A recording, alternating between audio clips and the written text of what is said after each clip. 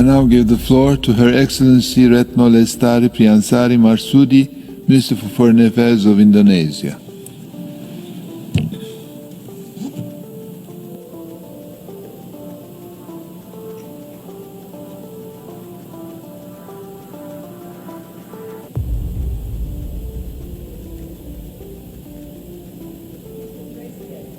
Mr. Secretary General,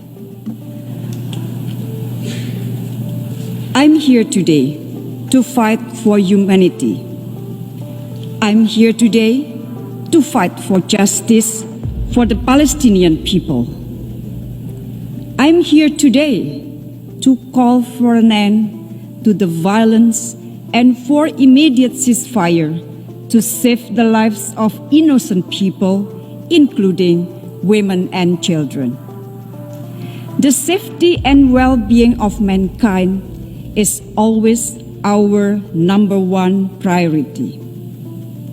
I'm sure that each one of us are touched when confronted with images of a 2-month-old baby injured and pulled away from the rubble as her family lay dead.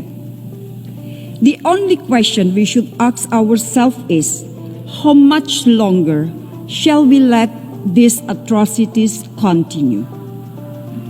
All of us know that this conflict is asymmetric by nature between Israel, the oppressor, the occupying power, and the Palestinian, the occupied, who are continuously being oppressed.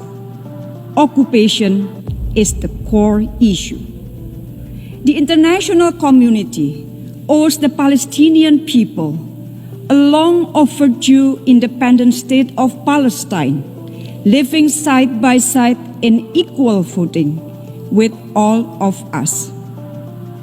This continued occupation and aggression by Israel does not only warrant condemnation, but it is also a grave violation of international law that demands our actions.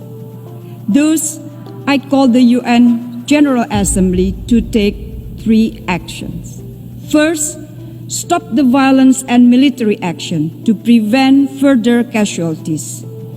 At the same time, the General Assembly should demand for an immediate, durable, and fully respected ceasefire.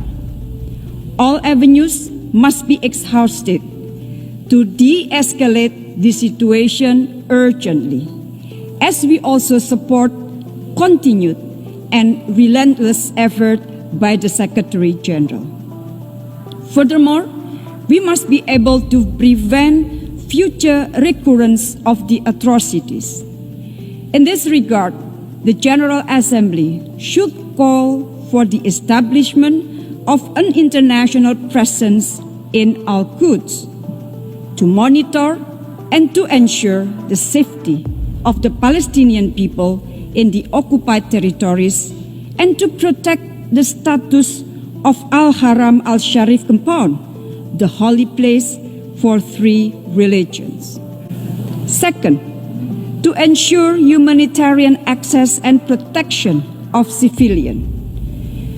Our ultimate responsibility is to save lives. And every minute we spend here deliberating could mean another Palestinian life lost. I call the General Assembly, together with UN agencies and other actors, to step up efforts in providing humanitarian assistance to the affected Palestinian people. It must urge Israel to open and allow access for the delivery of humanitarian aid, including to Gaza, which has been under siege for more than 13 years. Third, pursue a credible multilateral negotiation.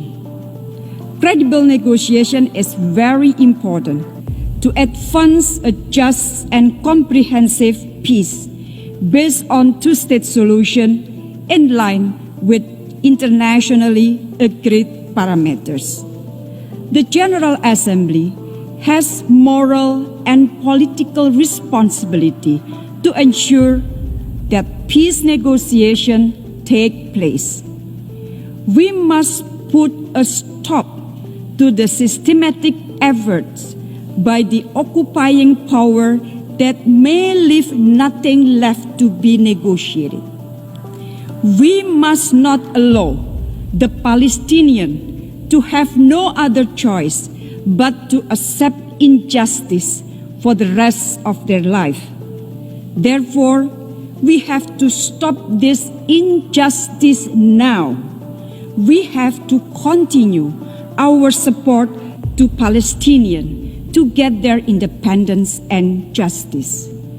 Mr. President, in recent days, during the COVID-19 pandemic, we witnessed the erosion of trust in multilateral institutions.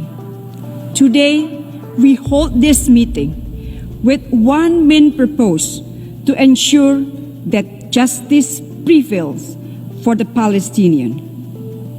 This meeting will be seen as a litmus test for multilateralism. We must remain committed and stand united in our efforts against all illegal acts of Israel toward ending the occupation in Palestine. We have to act now together. UN has to act now. I thank you. I thank the Minister for Foreign Affairs of Indonesia for her statement.